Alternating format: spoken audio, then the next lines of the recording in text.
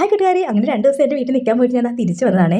അപ്പോൾ വന്നപ്പോൾ ചേട്ടനെ നോക്കിയപ്പോൾ ചേട്ടൻ ഭയങ്കര മുറ്റോടിയാണ്. ഞായറാഴ്ച ഒരു ദിവസം അവധി കിട്ടിക്കഴിഞ്ഞാൽ ചേട്ടൻ എപ്പോഴും മുറ്റം വൃത്തിയാക്കി അങ്ങ് റോഡി വരെ പോയിട്ടുണ്ട് കേട്ടോ. അങ്ങനെ റോഡി മുറ്റത്തോടെ നിന്നപ്പോഴാണ് നമ്മുടെ വീടിൻ്റെ ഭാഗത്തൂടെ വരുന്ന കക്കയും കൊണ്ട് വരുന്നൊരു അച്ഛനാണ് കേട്ടോ. പ്രായമുള്ള ഒരു അച്ഛനാണ്, തീരെ വയ്യാത്തൊരു അച്ഛനുമാണ്. പക്ഷേ ഇടയ്ക്കിടയ്ക്ക് ഇതുപോലെ ഇങ്ങനെ ഒരു ചാക്കിനകത്ത് കുറച്ച് കക്കയായിട്ട് നമ്മുടെ ഭാഗത്തൂടെയൊക്കെ ഇങ്ങനെ വരാറുണ്ട്. അങ്ങനെ ഈ അച്ഛനെ കണ്ടപ്പോൾ തന്നെ നമ്മളൊരു പാത്രത്തിൽ 100 രൂപയുടെ കക്ക ആദ്യം വാങ്ങി കേട്ടോ. അപ്പോൾ അച്ഛൻ പറഞ്ഞു ഇനി കുറച്ചും കൂടെ ഉള്ളൂ, അതും കൂടി അങ്ങ് വാങ്ങാമോ എന്ന് ചോദിച്ചു. അങ്ങനെ പിന്നെ നമ്മൾ 100 രൂപ കൂടെ കൊടുത്തിട്ട് ആ മുഴുവൻ കക്കയും നമ്മളിങ്ങനെ വാങ്ങി. അങ്ങനെ കക്കയൊക്കെ വാങ്ങി ഞാൻ അടുക്കളയിൽ വന്നപ്പോഴാണെങ്കിൽ അടുക്കള മുഴുവൻ അങ്ങ് ചപ്പായി കിടക്കുമായിരുന്നു കേട്ടോ. കുറച്ച് ദിവസമായിട്ട് ഇപ്പോൾ ചോറൊന്നും വെക്കാതിരിക്കുന്നത് കൊണ്ട് തന്നെ അടുപ്പിൻ്റെ അടുത്തൊക്കെ നന്നായിട്ട് കരി പിടിച്ചിട്ടുണ്ടായിരുന്നു. ഞാൻ പിന്നെ അതൊക്കെ ഒന്ന് തുടച്ച് വൃത്തിയാക്കി പെട്ടെന്ന് തന്നെ ചോറിന് വെള്ളം വെച്ചു.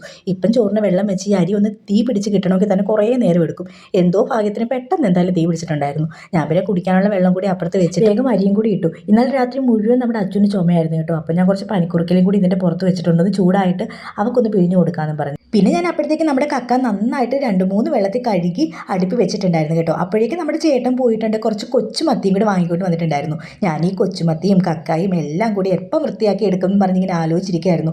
എങ്കിൽ ഞാൻ കക്ക വൃത്തിയാക്കാമെന്ന് പറഞ്ഞിങ്ങനെ ആദ്യമേ ഇരുന്നപ്പോഴാണ് ചേട്ടൻ വന്ന് പറഞ്ഞത് ഇങ്ങെടുക്ക്, ഞാൻ കക്ക ഒന്ന് വൃത്തിയാക്കി തരാമെന്ന്. കേട്ട പാതി കേൾക്കാത്ത പാതി കക്ക എടുത്ത് ഞാൻ ചേട്ടൻ്റെ കൈ കൊടുത്തിട്ട് ഞാൻ മത്തി വൃത്തിയാക്കാനുണ്ട് കേട്ടോ. കൊച്ചുമത്തി ആയത് കാരണം കുറച്ച് പാടാണ് ഇതൊന്ന് വൃത്തിയാക്കാൻ. അല്ലുവാണെങ്കിൽ ഉറങ്ങിയിട്ടുമില്ല, അവളെ കുളിപ്പിച്ച് ഉറക്കുകയും വേണം. തേങ്ങ അരച്ച് മാങ്ങ ഇട്ട് വെക്കാമെന്ന് പറഞ്ഞാണ് ഞാൻ ഇരിക്കുന്നത് കേട്ടോ. കുറേ നാളായി കൊച്ചുമത്തി തേങ്ങ അരച്ച് കറി വെച്ചിട്ട്. അങ്ങനെ ഞാൻ പെട്ടെന്ന് തന്നെ നമ്മുടെ തേങ്ങ അരച്ച് മത്തി കറി വെച്ചിട്ടുണ്ട്. ഇനി നമുക്ക് കക്കി ഒന്ന് തോരൻ വെച്ചെടുക്കാം. വളരെ പെട്ടെന്ന് തോരൻ വെക്കാം കേട്ടോ. ചേട്ടൻ പറഞ്ഞത് വൃശ്ചിക മാസം ആകുമ്പോൾ കക്കയ്ക്ക് നല്ല ഉപ്പാണ്, അതുകൊണ്ട് തന്നെ നല്ല ടേസ്റ്റ് ഉള്ള സമയം വൃശ്ചിക മാസമാണെന്നാണ് കേട്ടോ. നമ്മുടെ തോരനൊക്കെ റെഡി ആയിട്ടുണ്ട്. കുറച്ച് കറിവേപ്പിലയും കൂടി തൂക്കി നന്നായിട്ട് വെള്ളമൊക്കെ വറ്റിയ ശേഷമാണ് നമ്മുടെ കക്കാത്തോരൻ ഇറക്കിയത്. അങ്ങനെ ഒരു കുളിയൊക്കെ കഴിഞ്ഞ് ഞാനും ചേട്ടനും കൂടി ചോറ് കഴിക്കാനിരുന്നു കേട്ടോ.